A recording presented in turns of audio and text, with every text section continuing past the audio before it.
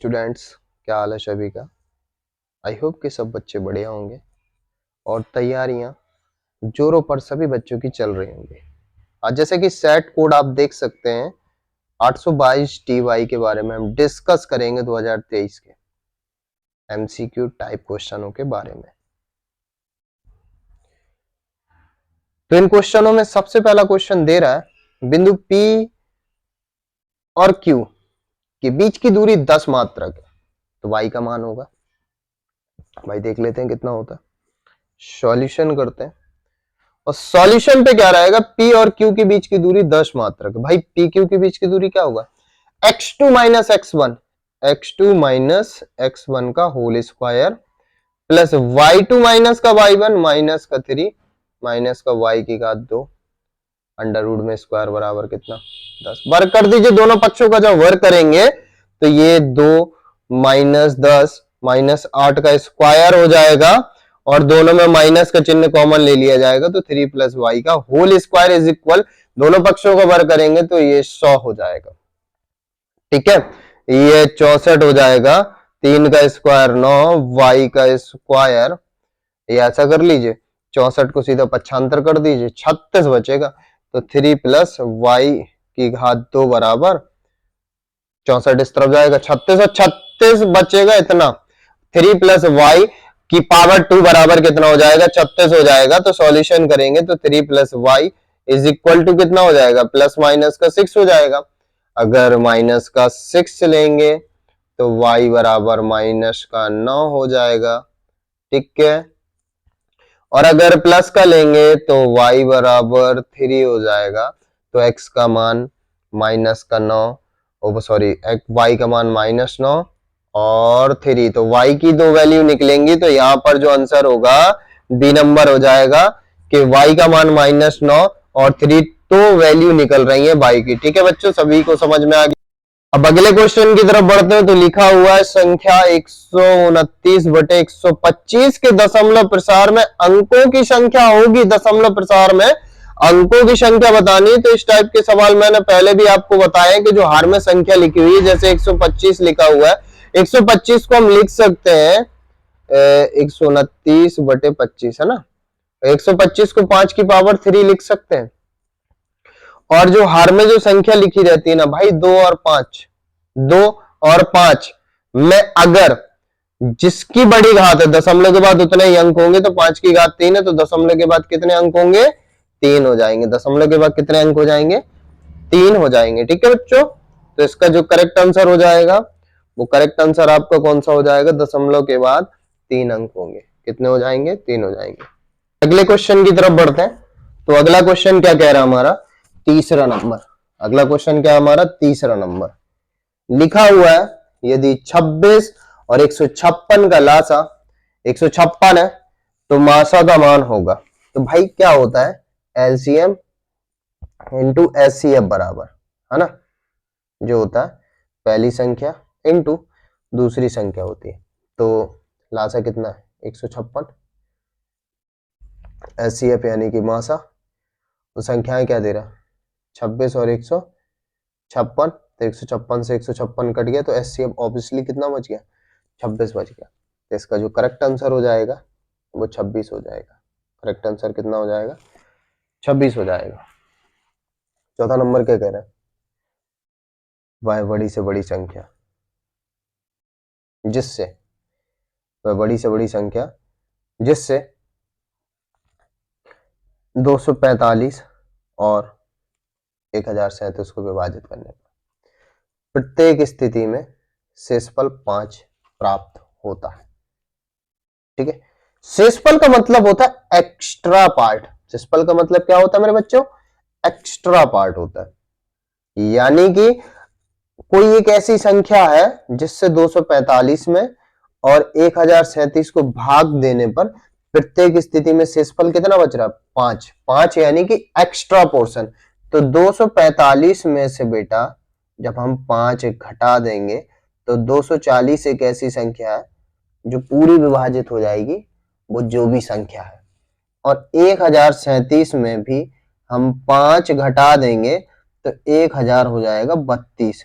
तो 1032 पूरी पूरी विभाजित हो जाएगी, यानी कि वह बड़ी से बड़ी संख्या जिससे 245 और 1037 को विभाजित करने पर प्रत्येक स्थिति में 5 शेषफल जो प्राप्त हो रहा था ना, उस 5 को ही दोनों संख्याओं में से अगर घटा दिया जाएगा तो 240 और 1032 ऐसी संख्याएं हैं जो पूरी पूरी उस बड़ी से बड़ी संख्या से विभाजित हो जाएंगी, यानी कि 240 हमारी जो संख्या है और 1032 संख्या है, ये दोनों उस संख्या से पूरी पूरी विभाजित हो जाएंगी जब हम 5 घटा देंगे दोनों में। अब इन दोनों को पूर्णतः विभाजित करने वाली संख्या, इन दोनों को पूर्णतः विभाजित करने वाली संख्या है इन दोनों का मासा। क्या है? इन दोनों का मासा। तो बेटा निकाल लेते हैं हम 240 का और 240 का और 1032 का। तो 240 और 1032, सबसे पहले क्या करेंगे, कॉन्सेप्ट क्या रहता है, मासा का भाग देते हैं। तो 240 से 1032 में हम क्या करेंगे, भाग दे देंगे। तो सबसे पहले 4 बार जाएगा, 0 4 चौको 16 86 लगी 1, 4 दूनी 8 और 1 9, 2 13 में से 6 जाएगा तो 7 बचेगा, 9 में 9 जाएंगे 0 बचेगा। ठीक है, समझ में आ गई? 2 और 13 में 6 जाएगा 7 बचेगा। कितना बच गया? 72 बच गया। 72 से अब किसको विभाजित करेंगे, 240 को। 7 चौको 28, 7 21 3 बार, 6 7 21, 10 में से 6 गया 4 और 3 में से 1 गया 2। इसके बाद 24 से क्या करेंगे, 72 को विभाजित करेंगे। आई थिंक 3 बार जाएगा, बिल्कुल। 3 चौको 12 की 2, हाथ से लाई 1, 3 6 7, यानी 24 से पूरा पूरा क्या हो गया, विभाजित हो गया। यानी कि जो आंसर हो जाएगा वो हो जाएगा 24। यानी कि 24 से जब हम 245 और 1037 को विभाजित करेंगे ना, तो शेषफल कितना कितना बचेगा, 5 5 बचेगा। ठीक है, तो जो एक्स्ट्रा पार्ट है उनको इन दोनों संख्याओं में से घटा लो, जो संख्या बचे उसका HCF निकाल लो। यानी कि 24 एक ऐसी संख्या है जो 245 और 1037 को भाग देने पर प्रत्येक स्थिति में शेषफल कितना बचाएगी, 5। ऑप्शन सी करेक्ट हो जाएगा। अगला कह रहा, यदि समीकरण 2x² + ax + 6 = 0 का एक मूल 2 है तो एक मान, एक मूल 2 यानी x का मान है, तो 2 गुणे 2 की घात 2 प्लस 2 a गुणे 2 प्लस का 6 इक्वल 0, कितना हो जाएगा, 8 14, तो 2a बराबर -14 और 2 से भाग देंगे तो a बराबर -7 बचेगा। तो इसका करेक्ट आंसर क्या हो जाएगा, डी हो जाएगा। इसका करेक्ट आंसर क्या हो जाएगा, डी हो जाएगा। अगले क्वेश्चन की तरफ पढ़ते हैं। दो संख्याओं का योगफल। तो क्वेश्चन हमारा क्या कह रहा है 6वें नंबर पे, तो 6वें नंबर के क्वेश्चन में कह रहा है दो संख्याओं का योगफल और अंतर। दो संख्याएं जो दी गई हैं इनका योगफल और जो अंतर दे रहा है वो दे रहा है 8 और 2। योगफल यानी कि x + y = 8 दे रहा है और अंतर जो दे रहा है वो कितना दे रहा है, 2 दे रहा है। तो संख्याएं होंगी भाई, दोनों को जोड़ दीजिए। 2x बराबर कितना हो जाएगा 10, तो x बराबर कितना हो जाएगा 5 और दोनों का योगफल जब 8 है तो y बराबर 3, तो 5 3 बी नंबर करेक्ट हो जाएगा। 5 3 बी नंबर क्या हो जाएगा, करेक्ट हो जाएगा। ठीक है बच्चों, ठीक है, समझे सभी। अब देखेंगे हम 7वां नंबर क्वेश्चन। तो 7वें नंबर में क्या कह रहा है कि समीकरण लिखा हुआ है, समीकरण लिखा हुआ है, समीकरण का सॉल्यूशन चाहिए। द्विघात समीकरण में क्या कह रहा है कि मूल होंगे। भाई कभी भी मूलों की प्रकृति अगर चाहिए तो विविक्त कर चाहिए, विविक्त कर के बिना हम किसी भी मूलों की प्रकृति का डिसीजन नहीं कर सकते। तो b कितना, -12 का स्क्वायर, -4 a की जगह पे 4 और c की जगह पे कितना 9। ठीक है, अब देखेंगे यहां पर तो हमारा जो 12 का स्क्वायर हो जाता है वो 144 हो जाता है ना। ये 16 नंबर 144। ठीक है, 144 से 144 कटेगा, d बराबर कितना है 0। जब d बराबर 0 आता है ना, उस स्थिति में जो समीकरण होता है द्विघात समीकरण के मूल समान होते हैं और वास्तविक होते हैं। तो ये लिखा है ना सी नंबर, वास्तविक और बराबर, वास्तविक और बराबर। तो 7 में का क्या हो जाएगा, सी नंबर। अगले पे चलते हैं। 8वें नंबर में कह रहा है दो बिंदुओं के बीच की दूरी by x2 minus x1, 2 minus 4 का स्क्वायर, y2 माइनस y1 तो 3 माइनस 1 का स्क्वायर, माइनस 2 का वर्ग 4, 2 का वर्ग 4, 8, 8 अंडर रूट 8 का 2 रूट 2 हो जाएगा, अंडर रूट 8 का कितना हो जाएगा 2 रूट 2, तो ऑप्शन सी करेक्ट हो जाएगा। ठीक है बच्चों, अगले क्वेश्चन की तरफ चलते हैं। अगले नंबर में कह रहा है जो समीकरण लिखा है व्यक्त कर क्या होगा।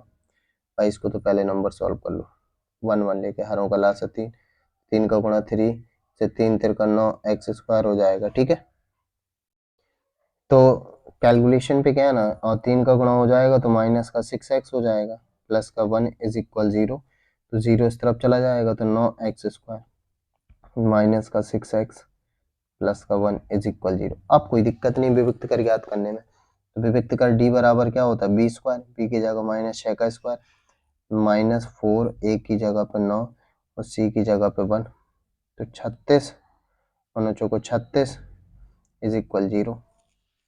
जो द्विघात समीकरण का जो विभक्त कर होगा उसका मान कितना हो जाएगा 0, तो डी नंबर करेक्ट हो जाएगा।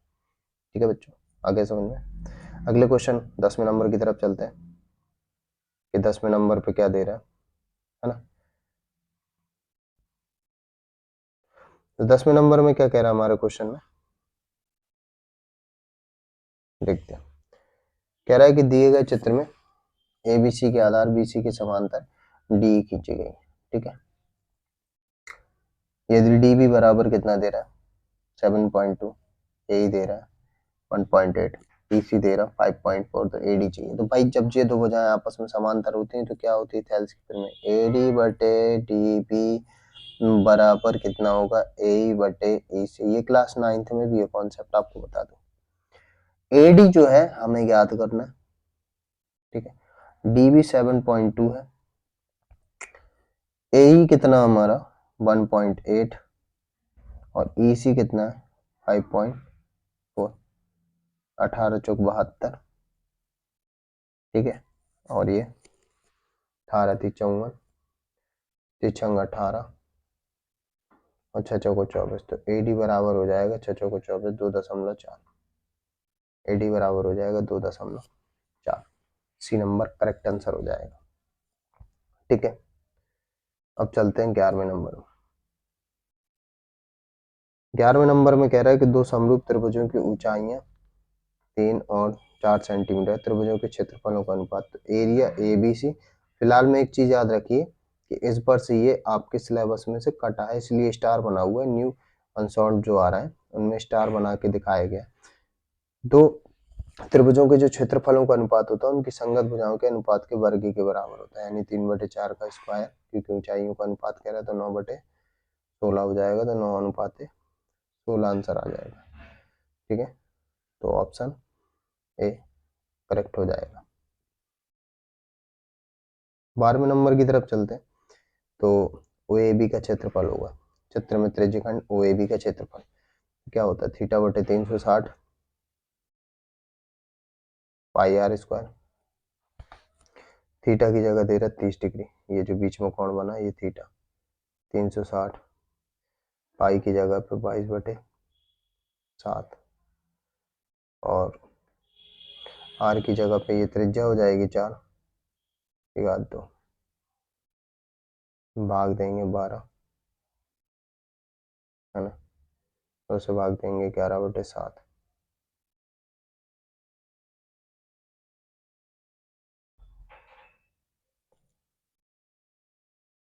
और ये कितना बचेगा 6 बचेगा, ये 16 हो जाएगा, 2 से भाग देंगे 8, ये 3 हो जाएगा, 11 8 88, 7 21, 88/21। अब 21 से क्या करते हैं 88 में भाग देते हैं, 4 बार जाएगा 4 और ये 8 बचेगा 4, दशमलव लगाए 0, 21 से कम 21 बचा 19 0, फिर कितने बार जाएगा 9 बार जाएगा क्या, 9 9 दूनी 18, 1 बचेगा, तो 19 आ जाएगा, बी नंबर करेक्ट आंसर हो जाएगा। ठीक है इसका। तो त्रिज्यखंड का वही फॉर्मूला थीटा बटे 360 पाई आर स्क्वायर, है ना। त्रिज्यखंड का फॉर्मूला होता है क्षेत्रफल ज्ञात करने का। अगले क्वेश्चन की तरफ बढ़ते हैं। 13वें नंबर, 2 tan स्क्वायर 45, 45 का मान 1 होता है। कॉस स्क्वायर 30, 30 का मान होता है √3/2 की घात 2। ठीक है। साइन 60 का मान √3/2 की घात 2। तो देखो ये सेम चीज कट जाएगी, केवल 2 बचेगा, करेक्ट आंसर सी हो जाएगा। इसके बाद क्या कह रहे हैं, cos square 67 minus sine square 23। अब जो कॉस स्क्वायर 67 लिखा है ना, cos square 67 minus sine square 23 degree, ये 90 माइनस का 23, sine 90 minus theta sine theta, तो sine square 23 minus sine square 23 cut जाएगा, 0 आंसर आएगा। तो इसका जो करेक्ट आंसर होगा सी। इस टाइप के क्वेश्चन मैंने आपको कई बार बताया कि अगर माइनस के रूप में अगर आपको दिख रहा है तो कहीं ना कहीं 0 आएगा, अगर प्लस के रूप में होता तो कहीं ना कहीं बनाता, अगर भाग के रूप में होता तब भी बनाता, उड़े के रूप में होता तो तब भी बनाने के चांसेस रहते हैं। तो अब एक चीज याद रखना, इस टाइप के सवाल अगर त्रिकोणमिति के आते हैं तो ज्यादातर इनका 0 मान आता है, अगर प्लस में होता तो बनाने की पॉसिबिलिटी रहती है। ठीक है। अगला नंबर देखते हैं क्या कह रहा है। 15वें नंबर में, 15वें नंबर में कह रहा है ABC एक त्रिभुज है जिसमें C 90 डिग्री है। ठीक है। और A हमारा ये हो गया, ये हो गया A B और ये C हो गया। ठीक है। अब tan A बराबर लंब बटे आधार होता है। ठीक है। क्या होता है, लंब बटे आधार। हमें क्या चाहिए, sign A cos B, cos A sine B का मान चाहिए। ठीक। तो क्या करते हैं, साइन ए कॉस बी, और तो सबसे पहली चीज है ना, ए अगर ये मान लिया तो लंब बटे आधार, लंब कितना है 1, आधार हो गया √3, तो कर्ण क्या हो जाएगा, लंब का स्क्वायर आधार का स्क्वायर, 3 + 1 4, 4 का वर्गमूल 2। तो कहीं ना कहीं साइन ए का जो मान होगा लंब बटे कर्ण हो जाएगा, लंब 1 हो गया, कर्ण कितना हो गया 2, 1/2। कॉस बी के अकॉर्डिंग बोलेंगे तो इसके सामने का ये लंब रहा, ये आधार रहा, आधार बटे कर्ण, प्लस कॉस ए के अकॉर्डिंग पूछा जाए तो आधार बटे कर्ण √3/2। इसके बाद साइन भी देखेंगे, बी के अकॉर्डिंग ये लंब रहा, तो लंब बटे कर्ण √3/2, तो कहीं ना कहीं 1/4 हो जाएगा ये, और ये √3 हो जाएगा, 3/4 हो जाएगा। कैलकुलेशन करेंगे तो हर समान है, अंश आपस में जुड़ जाएंगे तो 4/4 हो जाएगा, 4 से 4 भाग देंगे 1, तो इसका जो करेक्ट आंसर आएगा सी नंबर आएगा। इसका जो करेक्ट आंसर आ जाएगा सी नंबर आ जाएगा। ठीक है। 15 में का सी। ठीक। आई होप समझ में आ गया होगा सभी को। अगले क्वेश्चन की तरफ बढ़ते हैं। निम्नलिखित सारणी का माध्य होगा, निम्नलिखित सारणी का माध्य होगा। ये क्वेश्चन जो लिखा हुआ है इसके बीच का हम x निकाल लें, है ना।